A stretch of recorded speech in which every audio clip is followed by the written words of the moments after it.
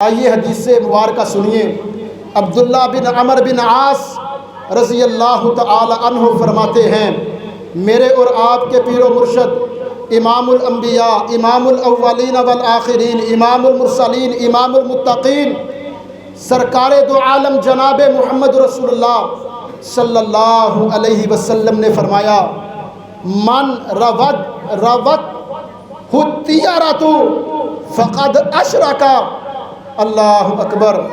جس نے کسی کام کی وجہ سے، کسی نقصان کی وجہ سے، کسی مسئلے کی وجہ سے بدشگونی لی، یہ کہا کہ اس کے اندر نحوست ہے، بندہ کہتا ہے نا پہلا گاہک ادھار کا آ جائے، بندہ کہتا ہے آج سارا دن نحوست اور منحوس کے اندر گزر جائے گا۔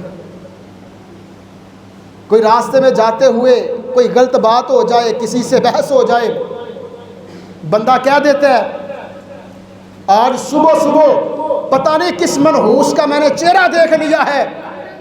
ہو سکتا ہے صبح اٹھتے ہی واش روم جا کے یا اپنے بیڈ روم کے اندر شیشے کے اندر اپنا چہرہ ہی دیکھا ہو، اور بندہ کہہ دیتا ہے کہ صبح صبح اٹھتے میں نے پتہ نہیں کس منحوس کا چہرہ دیکھ لیا ہے کہ آج سارا دن گھاٹے کے اندر اور سارا دن نقصان کے اندر گیا ہے۔